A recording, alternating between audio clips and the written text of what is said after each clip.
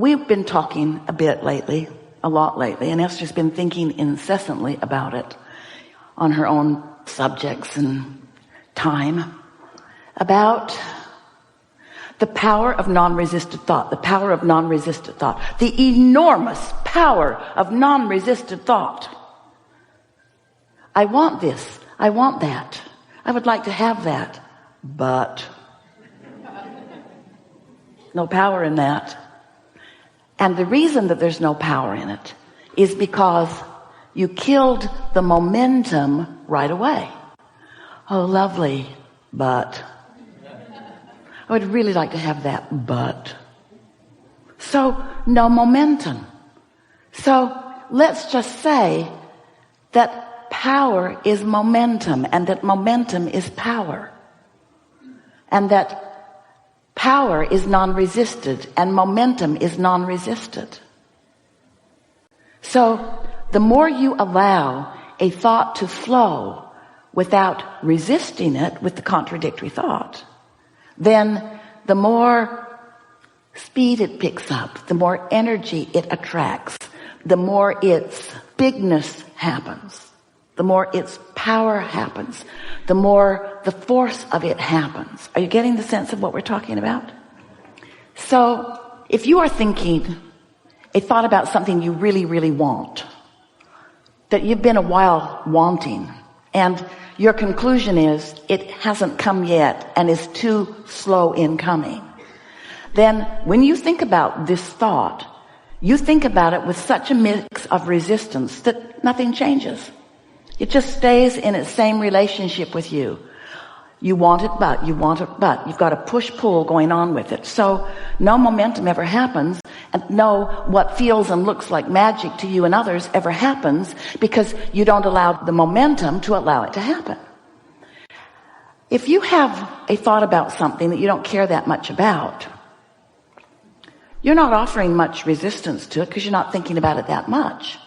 But you're not really encouraging the momentum of it either, because you're not focused upon it. But this is the thing that we want you to hear. Even though you're hardly even thinking about it, the fact that you're not offering resistant thought means it's gaining momentum. So things you sort of kind of care about or sort of kind of want that you don't offer very much resistance to, they get bigger and bigger and bigger and bigger. The momentum comes and they keep presenting themselves to you in different ways. And then they get big enough that you see them. We love you so much. And then when you see them, what do? But. Then you offer the resistant thought because you believe in the but. You believe in the objectivity. You don't want to look like a crazy dreamer. You don't want to look like someone who doesn't face reality. And we want you to be someone who is fine with us if you face reality. We just wish you'd be a better selective sifter about which parts of reality you face. We don't want you to make stuff up. We don't want you to irritate people by saying things that are absolutely opposite of what they are. But we also want you to speak more about what you desire. So we'll talk about that as we are moving forward here today. How can you manage the energy of your own thoughts? How can you allow more momentum to flow? How can you allow enough momentum of what you desire to flow that your contradictory beliefs don't have enough power to really slow them down that much? If you're at the top of the hill, this is a perfect place for this analogy. Esther was knocked over the first time she saw the San Francisco hills. She couldn't believe anybody was really driving on them. And so we said, Esther, imagine that you're at the top of the hill and you want to give yourself a lesson in gravity and inertia. So you just get behind your car, take it out of gear, take the parking brake off and push it just a little bit. And when it's just on this level ground at the top of the hill, you'll be able to push it. You'll be able to nudge it. You'll be able to push it right over the crest of that hill. So Esther thought about what that would be like. And she realized that because of the laws of the universe, because of the laws in place about gravity and inertia, that car would get rolling fast enough that no resistance that she could then offer could stop it. Oh, if she's at the top of the hill and it's just barely beginning to roll, she could step out in front of it and it bumps up against her because not much momentum is moving yet. Yes? So she could stop it with her own body. It would hardly hurt at all. But if she waits until that vehicle is at the bottom of the hill, she's standing down there at the bay. Oh, here it comes, here it comes, here it comes. No problem, I'll stop it. Here it comes, here it comes, here it comes, here it comes. She's not going to stop that, is she? The momentum of it is going to take her over. So we want you to contemplate your power of non-resisted thought. We want you to stand at the top of the hill and let your thoughts roll in ways that are non-resistant. Now, you do that about a lot of things. You do that about the things you already believe. If you want something and you believe it, then you've got non-resistant thought. That's why you keep living it. Whether you want it or not, if you believe it, there's thought that is in motion that is not being resisted by you. When you really want something and you're not in the way of it, then it's manifesting all over the place, isn't it? But we want you to find a way, and you can do it here today if you want to play with us in this way. We want you to find a way that you can believe what your manifestations or evidence have not yet proved to you. We want you to believe in your extreme ability to attract wealth and prosperity into your experience. We want you to believe in solid relationships that feel good all day, every day. We want you to believe in a physical body that feels good, that's vital and alive and regenerating. We want you to believe in the things that feel good to you. We want you to believe in the things that you want, not just the things that you've already got. We love you so much, you don't even do a good job of believing in what other people have received. You just make stuff up. Well, they got it because... Look at that wonderful life that person is living, but... they inherited it. Lazy. They struggled not one bit. They don't deserve it. And we say, they deserve it. Esther had the most wonderful experience with her family the other night around a table. They play games every now and again. If you were on a desert island, what would you bring? What's the one thing that you would bring? Such a fun game. Makes you want to hang out with a lot of people that bring different things. Which is kind of what your plan was when you decided to come into this environment. You need to hang out with a lot of people that bring a lot of different things. And as you play with each other collectively, you have a lot to choose from. You benefit each other. And so this particular game, Luke asked for the game. And he said, if you could only have one wish. And then right away he said, and you don't get to wish for infinite wishes. He's played with other adults before. What's your one wish? And they went around the table and Luke said, I want things to be equal. And everyone went, oh. And Esther said, they already are. Nobody wants to buy that. Because it doesn't look equal. And Esther knew it wasn't the time to explain that source energy is aware of everyone equally and flowing to everyone. And that the abundance is raining down.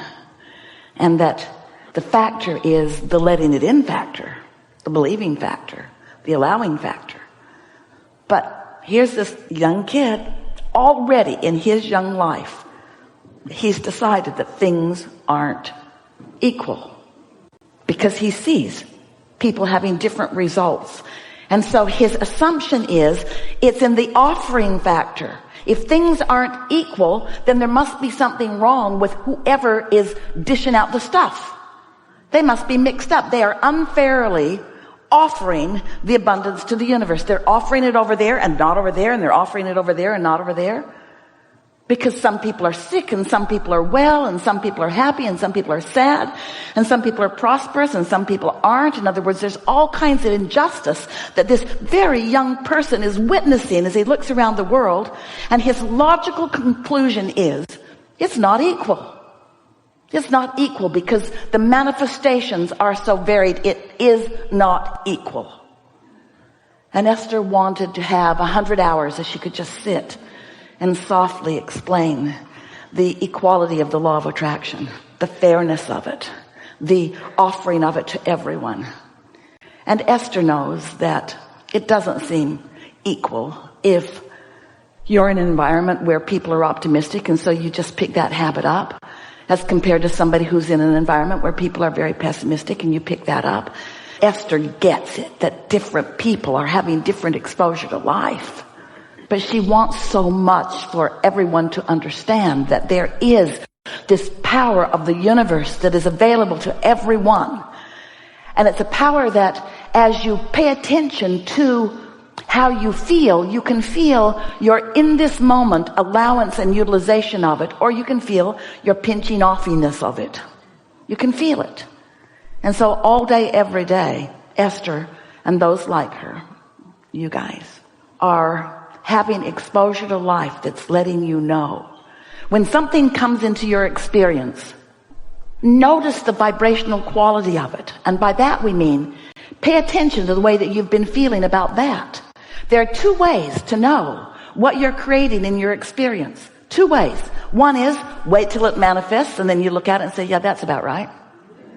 Or feel it before it manifests and then decide whether to encourage the feeling further or whether to choose something that feels differently. Because there is a momentum in every thought, and the things that you are thinking about are coming to you, whether you want them or not. You are powerful creators.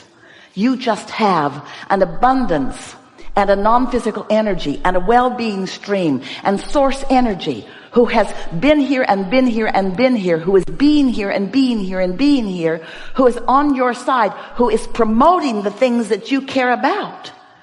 But this law of attraction is an across the board, very even deal, where you get what you think about whether you want it or not.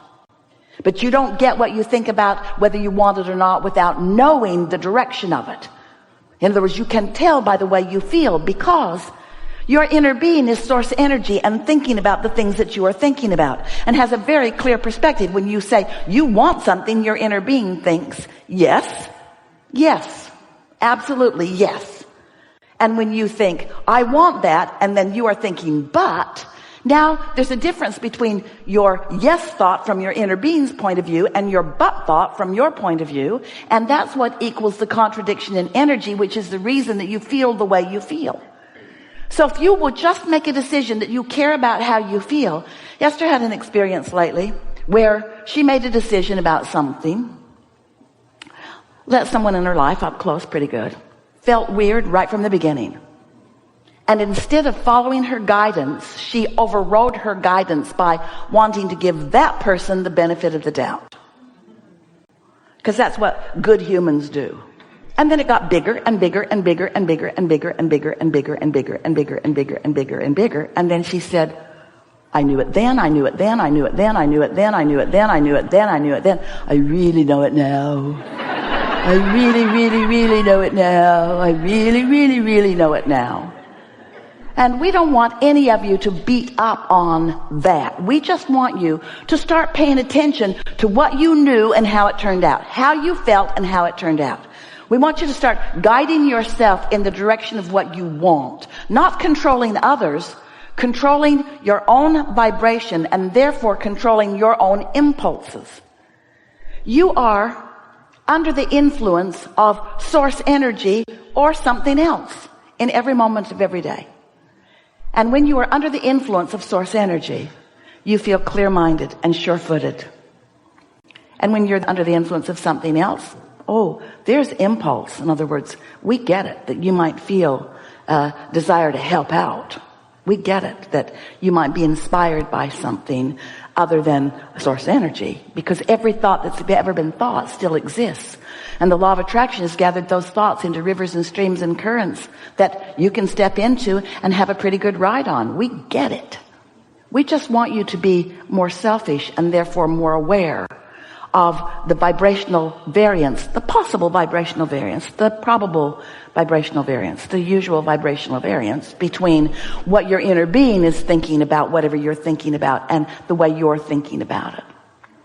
We are eager to talk to you about whatever matters to you. We're going to have a wonderful conversation today about a lot of different things. What do you want to talk about? Some things. All right, you're going to really like this.